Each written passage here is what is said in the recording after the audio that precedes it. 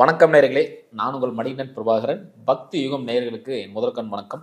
இன்னைக்கு சீஃப் கெஸ்ட்டாக யார் வந்திருக்காங்க பார்த்தீங்கன்னா, சயின்டிஃபிக் வேதிக் அஸ்ட்ராலஜர் ஆஸ்ட்ரோ அருஞ்சி அவர்கள் வந்திருக்காங்க. ஃபர்ஸ்ட் ஆஃப் ஆல் அவரை வெல்கம் பண்ணிக்கலாம். வணக்கங்க ஐயா. வணக்கம். எப்படி இருக்கீங்க? நல்லா இருக்கு. சூப்பருங்க. கடந்த எபிசோட்ல பார்த்தீங்கன்னா நம்ம குரு பயிற்சி பலன்கள் வந்து பார்த்துட்டு இருக்கோம். ஸோ அந்த வரிசையில் இன்னைக்கு பார்க்கக்கூடிய ராசி தனுசு ராசி. ஸோ தனுசு ராசிக்கு வருகிற மே 14ஆம் தேதி குரு வந்து 7க்கு வராரு. ஆமாம். ஸோ அதை பற்றி கொஞ்சம் சொல்லுங்க ஐயா. இப்போ பார்த்தீங்கன்னா ஆண்டு கிரகம், அதாவது ஆண்டுக்கு ஒரு முறை அல்லது 1.5 வருஷத்துக்கு ஒரு தடவை அல்லது 2 வருஷத்துக்கு ஒரு தடவைங்கிற மாறக்கூடிய கிரகத்தில் குருவும் ஒரு அருமையான ஒரு கிரகம், பவர்ஃபுல்லான ஒரு கிரகம் உங்களுக்கு தெரியும். அவர் பார்த்தீங்கன்னா மே 14, 2025 தனுசு ராசிக்கு 6ஆம் இடத்துல கடந்த ஒரு வருடமாக இருந்த குரு இப்போ பார்த்தீங்கன்னா 7ஆம் இடத்துக்கு வரார். இப்போ 7ஆம் இடத்துக்கு வந்தால் என்ன விஷயம்? ராசியை பார்க்குறார். இப்போ குருங்கிறது ஃபர்ஸ்ட் ஆஃப் ஆல் என்னங்கிறது கொஞ்சம் தெரிஞ்சுக்கணும். குருங்கிறது பார்த்தீங்கன்னா மிகப்பெரிய சுபகிரகம், நம்பர் 1 சுபகிரகம். சுபகிரகம்னா என்ன? சுபகிரகம்னா எந்த கிரகம் சூரியனோட ஒளியை பிரதிபலிக்கக்கூடிய ஒரு கிரகமாக இருக்கிறதோ அது வந்து சுபகிரகம்னு சொல்கிறோம். இங்கிலீஷில் பார்த்தீங்கன்னா பெனிஃபிக் பிளானட்னு சொல்கிறோம். இப்போது சூரியனோட ஒளியை, அந்த ஆத்ம ஒளியை வந்து பூமி மேலே இருக்கக்கூடிய ஜீவராசிக்கு மேலே பிரதிபலிக்க முடியாத கிரகத்தை பாவ கிரகம்னு சொல்கிறோம். இங்கிலீஷில் பார்த்தீங்கன்னா மேலிஃபிக் பிளானட்னு சொல்கிறோம். இப்போது அது மாதிரி பார்த்தீங்கன்னா சனி, செவ்வாய், ராகு, கேது வந்து பாவகிரகமாகவும், குரு, சுக்கிரன் பௌர்ணமிக்கு பக்கத்தில் அது பௌர்ணமி சந்திரனாக இருக்கக்கூடிய சந்திரனும் புதனும் சுபகிரகம்னு சொல்கிறோம். ஸோ அந்த அடிப்படையில் நம்பர் 1 சுபகிரகம், அதாவது அதிகமான இரட்டிப்பு ஒளியை, சூரியனோட ஒளியை 2 மடங்காக மேக்னிஃபை பண்ணி அதிகப்படுத்தி பிரதிபலிக்கக்கூடிய ஒரு கிரகம் வந்து குரு. அந்த கிரகம் ராசியவே பார்க்குது. ராசின்னு என்ன சார் அப்படின்னு கேட்டிங்கன்னா, ராசிங்கிறது நீங்கள் பிறக்கிறப்போ எந்த ராசி மண்டலத்துக்குள்ள உங்களோட சந்திரன், அந்த சந்திரன் நீங்கள் பிறக்கிறப்ப சந்திரன் எங்கே இருந்தாரோ அந்த ராசியே உங்களோட ராசியாக வருகிறது. ஸோ நீங்கள் 270லேருந்து 300 டிகிரிக்குள்ளே இருக்கக்கூடிய அந்த ஏரியா தான் வந்து நம்ம தனுசுன்னு சொல்கிறோம். இங்கிலீஷில் வந்து சாஜிட்டாரிஸ்ன்னு சொல்கிறோம். அந்த இடத்துல 3 இருக்கும் பொழுது, சந்திரன் இருக்கும் பொழுது நீங்கள் பிறந்தீங்கன்னா நீங்கள் தனுசு ராசிக்கார ஆகிட்டீங்க. அந்த தனுசு ராசிங்கிறது என்னென்னா உங்களுடைய மைண்டை குறிக்குது, உங்களுடைய மனசை குறிக்குது. அதாவது சந்திரன் தான் மற்ற கிரகத்தோட கதிர்களை வடிவு எடுத்து வடிகட்டி பூமிக்குள்ளே இருக்கக்கூடிய ஜீவராசிகளை கொடுக்கக்கூடியது. ஸோ நீங்கள் பிறக்கிறப்ப தனுசில் இருக்கக்கூடிய சந்திரன் வந்து தனுசு ராசி போல் செயல்படுவார். மனசு பார்த்தீங்கன்னா தனுசு ராசி குருவின் வீடு ஆகிய தனுசு ராசிக்கு போல உங்களுக்கு செயல்படக்கூடிய தன்மையும் அதோட கேரக்டரிஸ்டிக்ஸும் உங்களுக்கு வரும். ஸோ அந்த மனசை வந்து குருங்கிற ஒரு சுபகிரகம் பார்க்கும் பொழுது அதிகமான ஒரு புத்துணர்ச்சி கிடைக்குது. இப்போ எப்படி நம்ம லைட் போட்டு நம்ம கேமரா வச்சு நம்ம ஷூட் பண்ணுறப்போ எப்படி நம்ம என்னோட மூஞ்சி, உங்களோட மூஞ்சி, என்னோட பிஹேவியர், என்னோட செய்கை, என்னோட எல்லாமே உங்களுக்கு வந்து கேட்குதோ, இல்லைன்னா ஒலி மட்டும்தான் கேட்கும், அதாவது வாய்ஸ் மட்டும்தான் கேட்கும், வெளிச்சம் வராது. அது அப்படி ஒரு வீடியோ இருந்ததுன்னா எப்படி நான் எல்லாரும் பார்க்க போகிறாங்களோ எவ்வளோ கஷ்டமாக இருக்குமோ அது மாதிரி ஆகிடும் உலகம். இப்போ குரு பார்க்கும் பொழுது உங்கள் ராசி வந்து அப்படியே புத்துணர்ச்சி பெற்று ஒரு ஒளி பெற்று அதுக்கு அப்போ எல்லாமே வந்து ஒரு கான்ஃபிடன்ஸ் லெவலில் செய்யக்கூடிய அமைப்பு வரும். சார் அப்படின்னா கான்ஃபிடன்ட் லெவல்னா அப்போனா குரு பார்க்க முன்னாடி கான்ஃபிடன்ட் லெவல் இருக்காதான்னா, அந்த கான்ஃபிடன்ட் லெவல் கொடுக்கறதுக்கு என்னென்ன விஷயங்கள் உங்களுக்கு நடந்தால் நீங்கள் பண்ணுவீங்களோ அது அந்த வேலையே செய்வார். இப்போ ஒருத்தர் சோர்வாக இருக்கிறார், அவர் கான்ஃபிடன்ஸ் கொடுக்கணும், அவருக்கு ஒரு புத்துணர்ச்சி கொடுக்கணும், அவருக்கு மனசில் இருக்கக்கூடிய இறுக்கமான எண்ணங்கள் குறைஞ்சு ஓரளவுக்கு அடுத்த கட்ட நடவடிக்கை வேணுங்கிற உத்வேகத்தை அவருக்கு கொடுக்கணும்னு ஒரு கிரகம் முடிவு பண்ணிருச்சு, கடவுள் முடிவு பண்ணிட்டாருன்னா என்ன பண்ணுவாருன்னா என்ன, அவருக்கு சாதகமான சில செயல்கள் முடிச்சு கொடுப்பார். இப்போ நீங்களே ஒரு வாரம் ஒரு பிரச்சனையில் இருக்கீங்க, திடீர்னு அந்த பிரச்சனை சால்வ் ஆயிடுச்சுன்னா என்ன பண்ணுவீங்க? அப்பாடா அப்படின்ட்டு. அந்த பிரச்சனை சால்வ் ஆகாத வரைக்கும் நீங்கள் கொஞ்சம் மாதிரி மன உளைச்சலில் தான் இருப்பீங்க. ஸோ அந்த பிரச்சனையை சால்வ் பண்ண வச்சுருவார். சால்வ் வச்சோடனே நான் ஆட்டோமேட்டிக்காக அப்பாடா அப்படின்னு புத்துணர்ச்சி பழைய மாதிரி ஓட அமைச்சிருவீங்க. அதுதான் நடக்க போகுது. மே 14ஆம் தேதிக்கு அப்புறம் குரு வந்து உங்களை பார்க்கும் பொழுது இதுவரை பண விரயங்கள், கையில் பணமே தங்க மாட்டேங்குது, 6ஆம் இடத்துல இருக்கக்கூடிய குரு 12ஆம் வீட்டை பார்த்து, 2ஆம் வீட்டை பார்த்து, 10ஆம் வீட்டை பார்த்து தொழில் ரீதியான அபிவிருத்திங்கிற பேரில் தேவையில்லாத சுப விரயங்கள்லாம் செய்து ஒரு மாதிரி சிரமமாக கொஞ்சம் கடன் கட்ட முடியாமல் கடனாலேயே ரொட்டேஷன் போயிட்டு இருக்கிற தொழிலதிபர்கள், வேலையில் இருக்கிறவங்க, இஎம்ஐ கட்ட முடியாமல் இருக்கிறவங்க, எல்லா வயதினருக்கும் பார்த்தீங்கன்னா ஒரு நல்ல மாற்றம், அந்தந்த வாழ்க்கையில் என்னென்ன மாதிரி அமைப்பு இருக்காங்களோ அதுக்கு தகுந்த ஒரு சம்பவங்களுக்கு ஒரு நல்ல மாற்றத்தை கொடுக்கக்கூடிய ஒரு குரு பயிற்சியாக தனுசு ராசிக்கு வருது. தனுசு ராசிக்கு பார்த்தீங்கன்னா நேராக 7ஆம் பார்வையை பார்க்கறதுனால இவங்களுக்கு திருமணம் தடையானது, தாமதமானதெல்லாம் இந்த காலத்தில் நடக்குமா? கண்டிப்பாக. அதுவும் நான் சொன்ன இதில் ஒரு பார்ட் ஆஃப் த பேக்கேஜ் தான். ஏன்னா இதுவரை கல்யாணமே ஆகாமல் தடைப்பட்டிருந்தவங்களுக்கு, வயசு ஆகிக்கொண்டே இருக்குதுங்கிறவங்களுக்கு பார்த்தீங்கன்னா பெற்றோர்களும் ஒரு மாதிரி என்னங்க 2-3 இயர்ஸாக ட்ரை பண்ணுறோம் ஒன்றுமே வர மாட்டேங்குது இருக்கும். ஜாதகருக்கே கொஞ்சம் மனசுக்கு ஒரு மாதிரி நமக்கெல்லாம் ஆகாது போல், இப்படியே மனசு விட்ட மாதிரி இருப்பாங்க, ஏனோதானன்னு இருப்பாங்க. இப்போ அவங்களுக்குலாம் திடீர்னு ஒரு நல்ல வரன் வந்து அமையும் பொழுது அப்படியே அவங்களோட பத்திரிக்கை அடிக்கிறது, போய் எல்லா ஃப்ரெண்ட்ஸையும் பார்க்கறது, சோஷியல் லைஃப் இம்ப்ரூவ் பண்ணுறது, ரிலேட்டிவ்ஸை பார்க்குறது அப்படிங்கிற மாதிரி மனசு புதுகுலமாகுது இல்லைங்களா? ஃபேஸ்புக்கில் அப்டேட் பண்ணுறதுங்கிற மாதிரி அதை கொடுப்பார். அது 7ஆம் இடம் என்று சொல்லப்படுகிற களத்திரஸ்தானத்துக்கே வரும்பொழுது அந்த வயதில் இருக்கிறவங்க, கல்யாணத்தை எதிர்பார்த்து கொண்டு இருக்கிறவர்கள், இளம் வயதினர்களுக்கெல்லாம் அந்த சுக்கிர புக்திகளாக அவங்க தசா புக்திகள் நடந்து அந்த கல்யாண அமைப்பு வரவங்களுக்கு இது குருபலனாக அமைகிறது. ஸோ நல்ல ஒரு திருமண தடைகள், சுப விஷயங்கள் தடைகள் நீங்கி டக்குன்னு ஒரு நல்லதா அமைஞ்சிருச்சு அப்படிங்கிற விஷயங்கள் கண்டிப்பாக உண்டு. சில பேர் வந்து பிரிஞ்சிருப்பாங்க கணவன் மனைவி. ஸோ இந்த காலத்துல சேர்றதுக்கான வாய்ப்புகள் இருக்கு. கண்டிப்பா. இப்ப பாருங்க, 7ஆம் இடத்துல வந்து கொஞ்சம் பாவ கிரகங்கள் இருக்கக்கூடிய ஜாதகர்கள் பார்த்தீங்கன்னா, அந்த 7ஆம் வீட்டு இருக்கக்கூடிய பாவ கிரகத்தின் தசா புக்திகளுக்கு வரும்போது கொஞ்சம் டிஸ்டர்பன்ஸ் வரும்.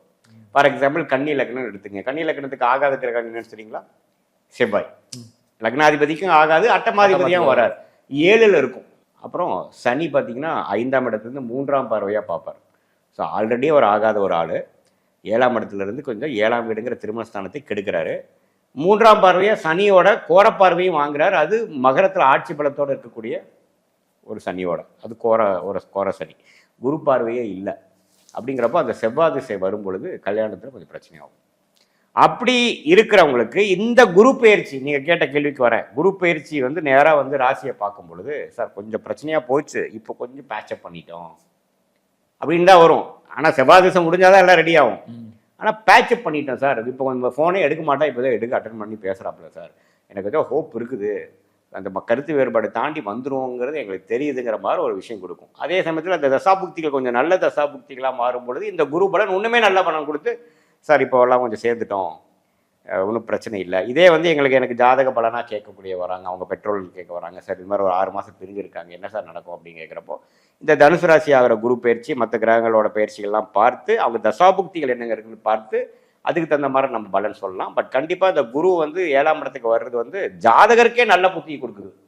இதுவரை அவர் தேவையில்லாமல் பிஹேவ் பண்ணது, தப்பான ஒரு ஆட்டிடியூடில் இருந்தது, குடும்பத்தை ஒழுக்கமாக பார்க்காம இருந்தது, என்னென்ன தவறு செய்தாரோ அந்த தவறெல்லாம் அவருக்கே கொஞ்சம் தெரிவிக்கும், கிளாரிட்டி கிடைக்கும். இல்லை சாரி நான் உண்மையில அப்படி இருக்க மாட்டேன்னு கேட்பார். இதுக்கு முன்னாடி பார்த்தீங்கன்னா நான் செஞ்சது கரெக்டு தான், நீ தான் தப்பு பண்ண அப்படின்னு பேசிகிட்டு இருப்பார். ஸோ அந்த கிளாரிட்டியும் அந்த நாலேஜும் உண்மை என்ன, அந்த உலகத்தோட உண்மை என்ன, ரியாலிட்டி என்னங்கிற புரிய வைக்கக்கூடிய பார்வை தான் இந்த குரு பார்வை. அதே மாதிரி உங்களை கடந்த ஆண்டுல பார்த்தீங்கன்னா ஒரு முயற்சி இல்லாமல் ஒரு ஓன் பிஸ்னஸ் பண்ணிட்டு இருக்காங்க, ஃப்ரான்ச்சைஸ் பண்ணுறதோ ஒரு பிரான்ச்சுகளை அடுத்துக்கடுத்து கொண்டு போகிறக்கோ இந்த மாதிரி தடைகள் இருந்ததில் இந்த காலத்தில் நிவர்த்தி ஆகும். ஆமாம், ஏன்னா இதுக்கு முன்னாடி பார்த்தீங்கன்னா 6ஆம் இடத்துல இருந்து விரயங்களை கொடுத்து கடனை கொடுத்து 10ஆம் இடத்தை பார்த்து தொழிலுக்காக பல முன்னேற்றங்கள் பல முயற்சிகள் செய்து கொண்டிருந்தார்கள். இப்போ பார்த்தீங்கன்னா 7ஆம் இடத்துக்கு வந்து 11ஆம் வீடுங்கிற லாபஸ்தானத்தை பார்க்குறாரு. ஸோ போன தடவை என்னென்ன செஞ்சாங்களோ, போன 2024 மே மாதத்திலேருந்து இப்போ 2025 மே 13ஆம் தேதி வரைக்கும் அந்த குரு 6ஆம் இடத்து குரு என்னென்ன பாதிப்புகள் கொடுத்ததோ, எந்தெந்த முயற்சிகள் ஜாதகர் செய்து ஒன்றும் பலன் அனுபவிக்க முடியாமல் இருந்தாரோ அதுக்கு எல்லாமே பலன் அறுவடை வரக்கூடிய அந்த அறுவடை செய்யக்கூடிய காலம்தான் வந்து இந்த 7ஆம் இடத்துக்கு வந்து குரு 11ஆம் இடம்ங்கிற லாபஸ்தானத்தை பார்க்கும் பொழுது, சார் இப்போ போன ஒரு வருஷமாக செஞ்சது இப்போ தான் கொஞ்சம் ரிட்டர்ன்ஸ் வருது, கொஞ்சம் எனக்கு அந்த ப்ராஜெக்ட் கிடச்சிருக்கு, அந்த அமௌண்ட் எனக்கு கிடச்சிது, நீங்களே யூடியூப் பண்ணிகிட்டு இருக்கீங்கன்னா யூடியூப்பில் இப்போ போன வருஷம் போட்ட எஃபோர்ட்டுக்கு இப்போ தான் சார் கொஞ்சம் எங்களுக்கு ரெவன்யூஸ் வருது அப்படிங்கிற மாதிரி ஒரு பிஸ்னஸ்க்கும் அந்தந்த தகுந்த அமைப்பு கொடுக்கறது தான் இந்த குருவோட பயிற்சி. அதனால் எப்போவுமே குரு வந்து கேந்திரத்துக்கு வந்துட்டாரு, சுபகிரகம் கேந்திரத்துக்கு வரக்கூடாது, அதெல்லாம் தவறுங்க. குரு வந்து ராசியை பார்க்குறார், அதை நம்ம அப்ரிஷியேட் பண்ணணும். 11ஆம் வீடுங்கிற லாபஸ்தானத்தை பார்க்குறார், 3ஆம் இடங்கிற முயற்சி ஸ்தானத்தை பார்க்குறார். இது வந்து ஃபார் பெட்டர் தேன் குரு 6ல் இருக்கக்கூடியது. குரு 6ல் இருக்கிறப்ப என்ன ஆகும்னா பணம் வரும் போகும், ஒரு இடத்த விற்பீங்க பணம் வரும், அந்த பணத்தை வாங்கி இன்னொரு இடத்துல போடுவீங்க, கடைசியாக பார்த்தீங்கன்னா எல்லாம் ரூபா பண்ணமான்னு பார்த்தீங்கன்னா உங்களுக்கு சாட்டிஸ்ஃபை ஆகாது, எது எப்படி வந்துச்சுன்னே தெரியாது. ஆனால் இப்போ பார்த்தீங்கன்னா எல்லாமே ரூபா போகிற மாதிரியும் ஒரு ரூபாவும் கரெக்டாக யூஸ் ஆகிற மாதிரியும் முதல் விரயங்கள் நிற்கும். அது மாதிரி ஒரு அருமையான ஒரு பயிற்சி தான் தனுசு ராசிக்கு. அதே மாதிரி அடுத்த கேள்வி என்னன்னா, கடந்த காலத்துல கொடுத்த பணம் இனி வரலைங்க, ஒரு கஷ்டத்துக்கு கொடுத்துருந்தோம், இது வரைக்கும் பணம் கிடைக்கல, அந்த மாதிரி பணம்லாம் இப்ப கிடைக்குமா? கண்டிப்பா. குரு வந்து 6ல் இருக்கும்பொழுது அது மாதிரி கண்டிப்பா கொடுத்துருப்பீங்க, குடுக்கல் வாங்கல சிக்கல் இருந்திருக்கும், பிரச்சனைகள் இருந்திருக்கும். இப்போ குரு 11ஆம் இடத்துக்கு பார்க்கும் பொழுது எப்படியோ ஒரு வழியா வாங்க முடிஞ்சது சார், அந்த கெடு இப்போதான் வந்தது, இப்போதான் எனக்கு கொஞ்சம் நல்லா ரெஸ்பான்ஸ் வருது, இப்போ கரெக்டாக அவருக்கும் ஏதோ எனக்கு கொடுக்க வேண்டியவருக்கும் ஏதோ ஒரு அமௌண்ட் வந்துச்சு மாதிரி தெரியுது, கொடுத்துட்டாரு, அது மாதிரி விஷயங்கள் வரும். இப்போ பார்த்தீங்கன்னா குரு 11ஆம் வீட்டுக்கு சம்மந்தப்படும் பொழுது குடும்பத்தில் சுப விஷயங்கள், ஒரு குழந்தையை எதிர்பார்த்துட்டு இருக்கிறவங்களுக்கு குழந்தை பெறுவது, வராத பணம் வருவது, ஒரு வீடு கட்டுறது, ஒரு புதுசாக ஒரு ரூம் போடுறது கூட ஒரு 11ஆம் வீட்டு வேலை தான். ஃபுல்ஃபில்மெண்ட் அண்ட் இம்ப்ரூவ்மெண்ட் தான் 11ஆம் வீடு.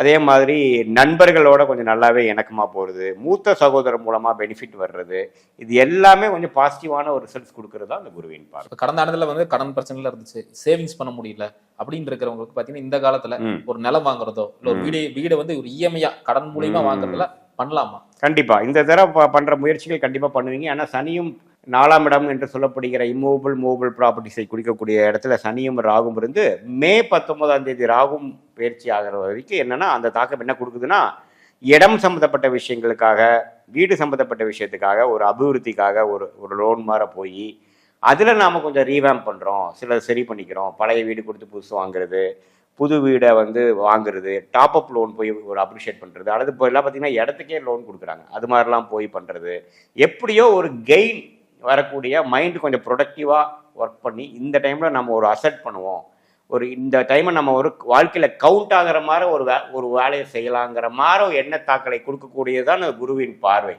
அந்த ராசிக்கு வரும்போது பார்த்தீங்கன்னா இவ்வளோ நாள் நம்ம என்ன பண்ணிட்டு இருக்கோம், க்ரோத் இல்லாமல் இருக்கிறோம், இந்த கம்பெனிலே இப்படி இருக்கோம், நம்ம இன்னும் கொஞ்சம் க்ரோ ஆகணும், நம்ம இந்த ப்ரொஃபைலுக்கு போகலாம், அடுத்து இந்த ப்ராஜெக்ட் எடுத்து நம்ம பண்ணலாம், கொஞ்சம் இது மாதிரி மாறலாம் அப்படிங்கிற ஒரு விஷயத்தை கொடுக்கக்கூடிய ஒரு அமைப்புங்கிறனால ரிஸ்க் எடுத்து டெவலப் ஆகக்கூடிய விஷயங்கள் வீடு வாங்குற விஷயத்துக்கும், லோன் வாங்கி ஒரு இடம் வீடு வாங்கக்கூடிய விஷயத்துக்கும் பொருந்தும். தனுசு ராசிக்காரங்க பண்ணவே கூடாது ஒரு நெகட்டிவ் பார்ட் அப்படின்னு இருந்ததுன்னா என்ன மாதிரி விஷயங்கள் பண்ணக்கூடாது? அது அப்போ என்னன்னாங்க, 4ஆம் இடத்துல சனி வருவதனால தாயார் உடல்நிலைக்கெல்லாம் கொஞ்சம் பார்த்துக்க வேண்டியிருக்கலாம். அதாவது அவங்க ஜாதகத்தில் வந்து தாயார் உடல்நிலை கொஞ்சம் பிரச்சனை வரக்கூடிய தசாபுக்திகள் போய் கொண்டிருக்கிற பட்சத்தில் கொஞ்சம் தாயார் உயிர்காரத்துவமாக 4ஆம் வீட்டில் வந்து சனி போகும்பொழுது கொஞ்சம் அவங்களுக்கு செலவுகள்லாம் வரும். ஸோ நீங்கள் இனிமேல் இப்படி தான் இருக்க போது நம்ம ரிஸ்க் எடுக்கக்கூடாது. ஏன்னா செலவுகளும் திடீர்னு ஒரு எமர்ஜென்சிக்கு வரவும், இடம் சார்ந்த விஷயங்கள், வண்டி வாகனம் ரிப்பேரு, இது மாதிரி தாயார், அது மாதிரி சில சிக்கல்களும் நம்ம எதிர்பார்க்காத வரும்னு ஒரு எமர்ஜென்சி ஃபண்டு வச்சுட்டு தான் மீதி நீங்கள் யூஸ் பண்ணணுமே ஒழிய, இப்போ நம்ம லாப நோக்கு முழுசாக வந்துடும் உங்களுக்கு மைண்டு. போதும், போன வருஷம் சும்மா நம்ம வெட்டியாக விட்டுட்டோம், இந்த வருஷம் நம்ம எல்லாமே சிறப்பாக செய்யணும், விட்டதை பிடிச்சாகணும் அப்படின்ட்டு நம்ம ஃபுல்லாக போனோம்னா அப்புறம் பேசிக்கான சில செலவுகள் செய்ய முடியாமல் போயிடும். அதனால் நான் என்ன அட்வைஸ் பண்ணுறதுன்னா, கண்டிப்பாக போன வருஷத்துக்கு இந்த வருஷம் கொஞ்சம் உங்கள் மைண்டு நல்லா தெளிவாக இருக்குது, நீங்கள் என்ன பண்ணணுங்கிற ஒரு கிளாரிட்டி கிடச்சிருக்கு, பழைய விட்டதை வந்து எப்படி மீட் எடுக்கணுங்கிற ஒரு அமைப்பு உங்களுக்கு கிடச்சிருக்கு. ஆனால் அதுக்காக முழுசாக நீங்கள் ஓவர் ரிஸ்க் எடுத்தீங்கன்னா 5 வருஷமாக பண்ண தப்ப ஒரே வருஷம் சரி பண்ணிடுமா? அப்படி பண்ணலாம்னு நினச்சிங்கன்னா கை கிடைக்கிற மாதிரி ஆகிடும். அதுதான் நான் சொல்கிறேன். ரொம்ப ரொம்ப நன்றிங்க ஐயா. அடுத்தடுத்த காணொலி சந்திக்கலாம். நேரிலே இந்த வீடியோ உங்களுக்கு பிடிச்சிருந்தா மறக்காம லைக் பண்ணுங்க, ஃப்ரெண்ட் அண்ட் ஃபேமிலிக்கு ஷேர் பண்ணி கொடுங்க. இதே மாதிரி இன்னொரு காணொலி சந்திக்கும் வரை உங்களுடன் விடைபெறுவது உங்கள் மணியன் பிரபாகரன். நன்றி.